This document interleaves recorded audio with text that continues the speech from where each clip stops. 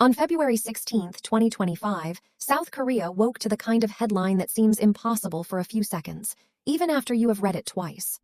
Kim Sae-ron, the child actress millions had watched grow up on screen, had been found dead at her home in eastern Seoul. She was 24. A friend who had planned to meet her discovered her and called police, according to Reuters, and authorities said they were investigating the cause of death. There were no immediate signs of foul play, but that detail did little to soften the shock.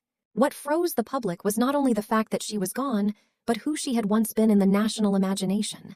A girl introduced to the world through the camera long before adulthood, a face remembered from childhood roles, film festivals, and a talent people used to describe as rare. News like this lands differently when the person has existed in public memory for so long. Kim Sae-ron was not a stranger whose name suddenly became tragic. She was someone the audience had already filed into its emotional history. They had seen her as a child, as a rising actress, as a young woman struggling under public scrutiny, and then, without warning, as a death notice. That transformation felt too cruel to absorb in one day. Reuters described her as one of South Korea's most promising actresses whose career had been badly hit after a 2022 drunk driving incident. Even in that line, the contradiction is unbearable. Promising, young, remembered, and now gone. What made the shock even darker was the shape of the story around her. Kim Sae-ron had not entered the industry as an adult who chose fame after an ordinary youth. Yonhap reported that she started as a child model in 2001, began acting in 2009 with a brand new life, became the youngest Korean actor to walk the Cannes red carpet, and later rose to wider fame through The Man from Nowhere. In other words, the public had not merely watched her work, it had watched her grow. That kind of memory makes grief feel less like news and more like an old wound. That is why her death did not feel like a distant celebrity tragedy. It felt like the collapse of a life people had been observing since childhood, a private ending forced into public grief. And even after she was gone, the atmosphere around her name refused to become quiet. Her funeral was held privately at Asan Medical Center in Seoul, where family, friends, and colleagues gathered while online tributes and debates over malicious comments and sensationalist coverage spread in the background. That last part matters because it tells you this story was never going to stay simple. Kim Sae-ron did not leave the world and disappear into silence. She left it in the middle of scrutiny, memory, controversy, and unresolved pain. Before the public turned her into headlines, judgments, and mourning, she had once been only a child standing in front of a lens, far too young to know how long the camera would keep following her. Long before Kim Sae-ron became a headline, she was a child entering the frame before she could understand what a lifetime under the frame might cost. She was born in Seoul and began working as a child model in 2001, which meant that visibility came to her before privacy had the chance to become a normal part of growing up. For some children, photographs are memories their families keep. For others, photographs are the beginning of a public life that strangers help shape. Kim Sae-ron belonged to the second kind. By the time she entered acting, the camera had become part of the architecture of her childhood. Yonhap later noted that she made her acting debut in 2009 through A Brand New Life, the film that introduced many viewers to the unusual seriousness she could carry even as a little girl. That is what made her different so early. She was not remembered simply because she was cute, expressive, or watchable.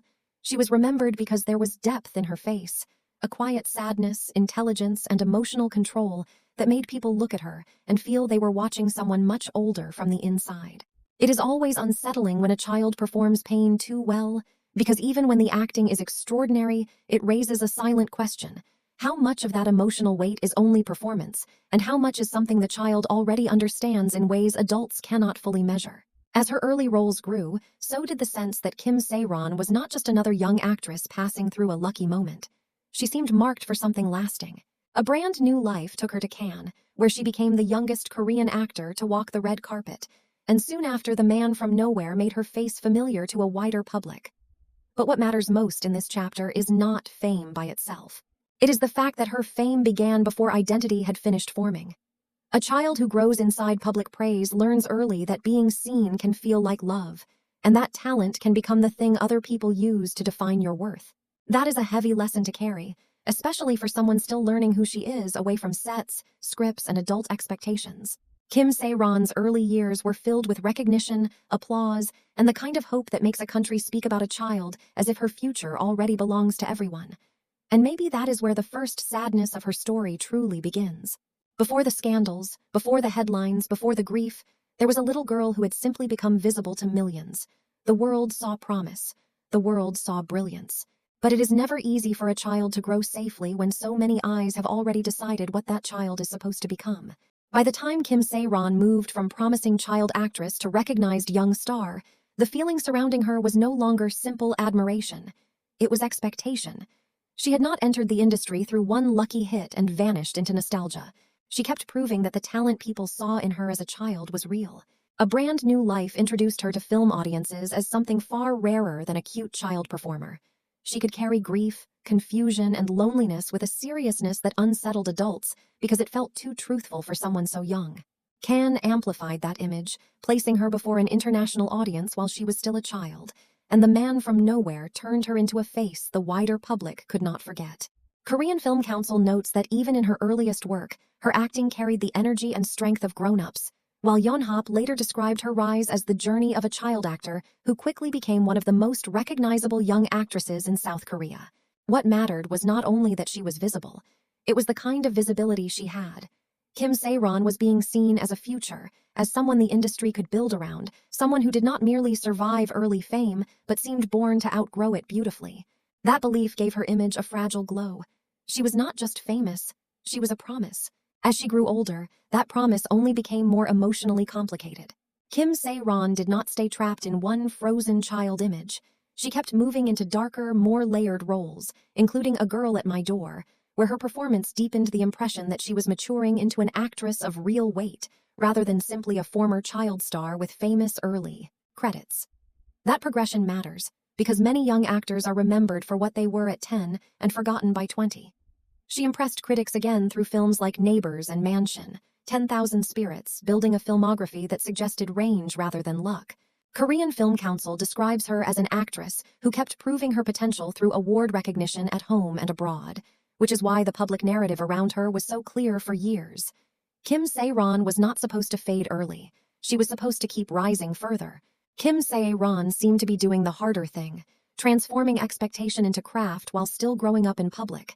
And that is exactly why this chapter of her story hurts so much in hindsight. The more convincingly she moved from child prodigy to serious young actress, the more the public began to assume her future was secure. They saw awards potential, longevity, artistic depth, and a career that could survive the dangerous transition so many former child stars never make. But the very fact that she had been watched for so long also meant every change in her life would be magnified. Every success seemed to belong to the public. So would every mistake. Before that cruelty fully arrived, however, Kim Sae-ron still lived inside a brighter national memory. The gifted girl with the quiet eyes, the young actress who looked too self-possessed for her age, the performer everyone believed would last. After the 2022 drunk driving incident, Kim Sae-ron's life did not simply slow down. It began collapsing in public. The accident damaged property and cut power to nearby businesses, and the legal punishment was only the beginning. Roles were reduced, projects slipped away, and the image once built on promise and talent was replaced by something harsher. Reuters later described her career as having taken a major hit after the DUI case, and that wording almost sounds too small for what really happened. What she lost was not only work. She lost the fragile protection child stars sometimes carry into adulthood if the public still wants to see them as worth saving. Once that disappeared, every mistake hardened into identity. Kim Sae-ron was no longer discussed as a gifted young actress who had made a serious error. She was discussed as a fallen figure, someone the public could keep punishing long after the legal system had already done its part. That is one of the cruelest things about fame that begins in childhood. The same people who watched you grow up can suddenly decide you are no longer human enough to deserve softness. The pressure did not stay emotional. It became financial, practical, and humiliating. After the scandal, reports in South Korea said she was carrying enormous costs tied to damages and penalties, and Reuters later reported that gold medalist said she owed the company around 700 million won because of the consequences of the drunk driving case. Local reports also said she was working part-time jobs while trying to recover, which made the story even sadder to the public eye. A former child star, once spoken about as the future of Korean film, now watched through images of debt, reduced opportunities, and a career that seemed to be closing, instead of reopening. Public disgrace combined with financial burden is something colder. It turns shame into routine. It turns every day into another reminder that one mistake is still collecting interest. For someone like Kim Sae-ron, who had spent most of her life being looked at through the lens of talent, being looked at through the lens of failure must have felt like a second erasure. She was still visible, but no longer in a way that allowed her to breathe. Then, after her death, the story became even more painful and chaotic. New allegations erupted around actor Kim Soo-hyun, including claims that the two had been in a relationship when she was underage, and that financial pressure connected to her former agency had added to her distress. But this part of the story remains disputed. Reuters reported that Kim Soo-hyun denied dating her while she was a minor, said their relationship happened only when she was an adult, denied that her death was caused by him ignoring her, and announced legal action over what he described as false or manipulated evidence. That is why this chapter has to be written carefully. The point is not to present accusation as truth. The point is that even after Kim Sae-ron was gone, her name was still trapped inside scandal, debt, denial, grief, and public spectacle. She did not leave the world and enter peace. She left it while the noise around her was still growing louder. A girl who had entered the industry through childhood innocence and extraordinary talent ended up being discussed through crash reports, unpaid damages, hostile comments, and disputed allegations that kept spreading after her funeral. By then, the public was no longer looking at a human being in pain. It was looking at a story it could not stop consuming. When Kim Sae-ron was finally laid to rest, the sorrow around her carried a very particular kind of pain. The pain that comes when the public is forced to realize it has not just lost a young actress, but a child it once watched grow up in real time. Her funeral was held quietly, away from spectacle, away from the endless glare that had followed her through so much of her life. And maybe that quiet was the cruelest contrast of all. For years, she had lived inside public attention. She had been photographed, praised, criticized, judged, remembered, and discussed from the time she was small enough for adults to call her extraordinary before she had even finished becoming herself. But in the end, there was no triumphant return, no redemption arc that satisfied the people who had watched her stumble, and no grand public farewell big enough to contain what her story had become. There were only flowers, grieving faces, colleagues paying respects, and the unbearable stillness that follows when someone who seemed to belong to the screen is suddenly reduced to memory. That is what made her death feel so devastating. Kim Sae-ron was not simply a celebrity whose life had gone wrong. She was a child actress, a former symbol of promise, a girl the industry once held up as proof of rare talent. To see her story end in private mourning rather than fulfilled potential made everything that came before feel wounded. Her old films no longer looked the same. The early performances that once felt impressive now felt heartbreaking. The girl in those scenes seemed too small, too serious, too gifted, and far too young for her life to have ended under the weight of scandal, scrutiny, and silence. It is one thing to mourn a famous person. It is another to look back at the childhood version of that person and realize the world has been watching her for years without ever learning how to protect her. And that is why Kim Sae-ron's story lingers with such force after the funeral is over. Once the noise dies down, what remains is not only grief, but accusation, not necessarily against one person, but against an entire culture of looking. She grew up in public, and by the end, public attention no longer seemed capable of telling the difference between accountability and destruction. People watched her rise, watched her fall, watched her struggle, and then kept watching even after the line between concern and consumption should have become obvious. That is what gives her story its darkest shape. It is not only about a young actress who made mistakes, suffered consequences, and died too early. It is about what happens when a child is turned into a national image, then left to survive adulthood under an audience that remembers her face but forgets her humanity. After her death, old interviews, childhood clips, red carpet moments, and film scenes returned online with a completely different emotional weight. Everything looked smaller and sadder in hindsight. The bright little girl at Cannes, the frightened child in The Man from Nowhere, the young actress trying to carry herself with poise in public. All of those versions of Kim Sae-ron now seemed to belong to one long tragedy instead of one long future.